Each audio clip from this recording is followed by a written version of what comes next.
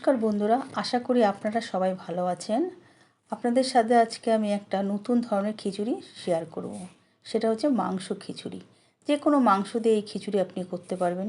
আমি চিকেন দিয়ে করব, মটন দিয়ে করলেও ভালো হয়, কিন্তু আমি চিকেন দিয়ে করব। তার জন্য আমি এখানে আদা, রসুন আর পেঁয়াজ পেস্ট করে নেব। জিরে আর শুকনো লঙ্কা ভেজে আমি ভাজা মশলা তৈরি করে নেব। দুটোই তৈরি করে নিলাম। দেখুন পেস্টটাও রেডি আমার এদিকে। আর এদিকে 1 কৌটো সেদ্ধ চাল, 1 কৌটো মুসুরির ডাল, আর গোল গোল করে ছোট আলু, আমি গোল আলু কেটে রেখেছি, একটা টমেটো। আর মাংসটার দিকে আমি 1 চামচ ভিনেগার দিয়ে 10 মিনিটের জন্য রেস্টে রেখে দেবো। গ্যাসে একটা কড়াই বসিয়ে তাতে পরিমাণ মতন আমি সর্ষের তেল দিয়ে দিলাম। যেহেতু মাংস দিয়ে রান্না হবে, সর্ষের তেলেই করতে হবে। তার মধ্যে সাদা জিরে, শুকনো লঙ্কা আর তেজপাতা ফোড়ন দিয়ে দিলাম। ফোড়নটা একটু ভাজা হচ্ছে। আর মাংসটা আমি যেহেতু ভিনিগার দিয়ে রেখেছি, কারণ মাংসটা খুব নরম হবে আর খেতেও ভালো হবে। এবারে ভালো করে তেলটা আর ফোড়নটা একটু ভাজা হয়ে আসলো। এবার আমি পেঁয়াজটা কুচিয়ে রেখেছিলাম, সেই পেঁয়াজটাও তেলের পরে দিয়ে দেব। দেখুন তেলের পরে দিয়ে পেঁয়াজটা আমি একটুখানি লাল করে ভেজে নেব। লাল করে ভেজে নেওয়ার পরে ছোট আলু আমি কেটে রেখেছিলাম, গোল গোল গোল আলু, সেটাও আলুটা আমি মাঝখান দিয়ে কাটিনি, আমি ছোট দেখেই নিয়েছি যাতে খিচুড়িতে দেখতেও ভালো হয়। আলুটা একটু লাল করে ভাজবো। আমি আলুটা আগে ভাজিনি, এখনই ভেজে নিলাম। আর মাংসটা যে 10 মিনিটের জন্য আমি রেস্টে রেখেছিলাম ভিনেগার মাখিয়ে, সেই মাংসটা আলুর সাথে দিয়ে খুব ভালো করে কষবো। টমেটোটাও কেটে রেখেছি, সেটাও দিয়ে দেবো।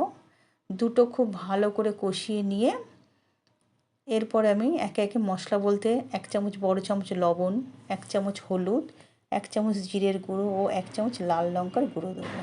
আর মশলা যেটা পেস্ট করেছিলাম আদা, রসুন, পেঁয়াজ, সেটাও দিয়ে দেবো। দিয়ে আর মশলা ধোয়া বাটি, যেটা সবসময় সব রান্নাতে আমি বলি, এটা দিলে রান্নার স্বাদের মাত্রা আরও বেড়ে যায়। এই দিয়ে আমি খুব ভালো করে কষিয়ে নেব। তেল ছেড়ে দিয়েছে আমার, দেখছেন বন্ধুরা।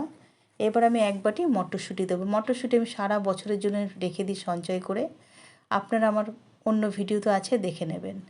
আর চাল আর ডাল আমি ধুয়ে রেখেছিলাম, সেটাও দিয়ে দিলাম। এবার সবগুলো মিলিয়ে আমি খুব ভালো করে কষাবো। যেহেতু এতে মাংস দেওয়া আছে, যত কষানো হবে খিচুড়িটা তত টেস্ট হবে। এইভাবে একবার বাড়িতে খিচুড়ি বানিয়ে খাবেন, অন্য খিচুড়ির কথা ভুলে যাবেন।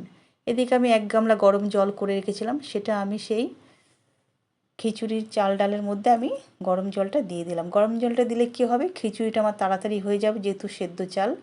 আর কাঁচা জল দিলে অতটা ভালো হয় না খেতে। যে কোনো রান্নাতে একটু গরম জল দেবেন, দেখবেন তাড়াতাড়ি রান্নাও হয়ে যাবে, জিনিসটা খেতেও ভালো হবে।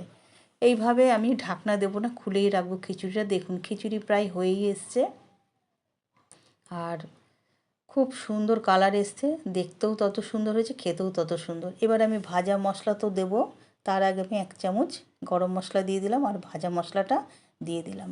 দিয়ে ভালো করে নাড়িয়ে চাড়িয়ে নামাবো এবং আপনাদের দেখাবো।